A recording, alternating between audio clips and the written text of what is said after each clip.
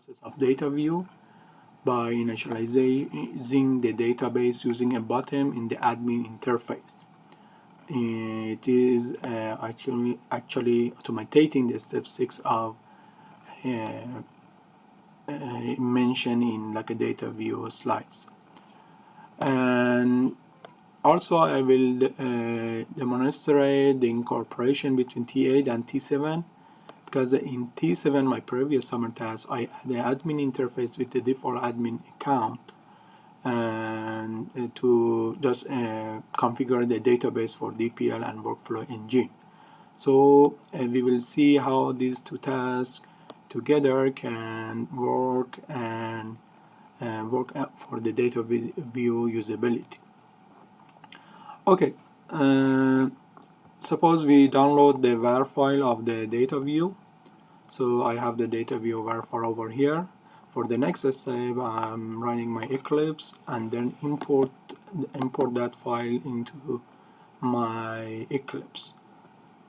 So let's do that one. I'm going to go to import var file, select that DATAVIEW, which is in my desktop, the new DATAVIEW, open it. Okay, I'm going to go to put the new name because I already have a DATAVIEW, so I'm going to go to put the data name like a test, for example. Let's put 01. So the DATAVIEW test 01, then finish. And so let's see, once the DATAVIEW var file uploaded into the Eclipse. So as you can see, we have a DATAVIEW here. The var file is uploaded correctly. So here in webin, you can see the system file, as you can go and then see the config XML. There is nothing for engine, DB URL is empty, DB name is empty, and the login and password, everything is empty for this one. And also we have like a script, DBS script, called DBS script is called in the system files. So for database initialization, we will use this script file. Let's just take a look at it closely. So it's create the main databases for data product, DPL specs, and TBL login, and so on. Okay, so let's run this DATAVIEW. So going to login, right click on it, and then run on a server. So I'm using Tomcat, so I say I'll call this Tomcat version 7.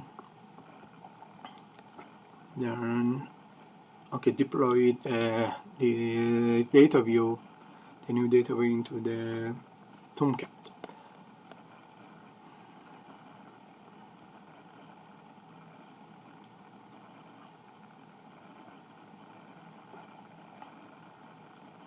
Okay, now the DATAVIEW correctly deployed in the Tomcat, Apache Tomcat, and then the server is running. Waiting here so it's completely running. Yeah, okay. So then get this URL and then check it with the browser. I use the Chrome, so I will go to double click on it and click on it. Before that, let's take a look at my local host, the database. As you can see here, I refresh it. There is no any database like ViewDB and so on. Okay, let's get back to this page. As you know, the admin at dataview.org is one default username. First, let's try to go to the main page. Once you do it, we cannot see anything here because the database is not set yet. And as you can see here, then you will get back and then use DataView and DataView 1, 2, 3, 4 as the password, going for database setting page. So as you can see here, there are two sections. one for database initialization and database setting. Database setting was my previous task, and database initialization is my current task. Okay, so for the first step, I want to give a database name and then user and password for MySQL, so I can just initial my database. By default, it is ViewDB, so I can put any name if I would like. So maybe let's put, I can put maybe test, and let's put 03. And as you can see here in my database localhost, I refresh it and we don't have that view underline test 03. Then my password, my user and password is root and root, so I'm going to go to initial the database first, submit it, and then database initial successfully. I said okay. So once I have the database, I can take a look to my local database, and as you can see, create the database view test3, and the main table is here. So for the next step, I'm going to go and then configure this database for the data view. We put the view database at test 03. So I select that one. For the relational, so we can put relational DPS and then root, and the password can be root. So I'm going to go to configure this database, the new database for DATAVIEW. So once I submit this one, it says okay, database configuration is updated successfully. I say okay, then get back to my main the login page. So once I'm here, there is a login.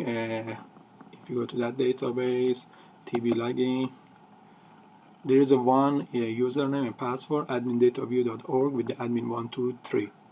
So we can try that one and then connect to the database. Now in this one, once it's assign it,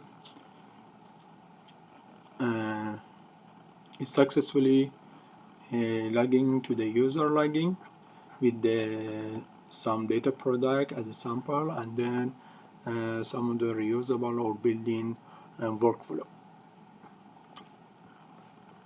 Okay, so thank you for watching my video.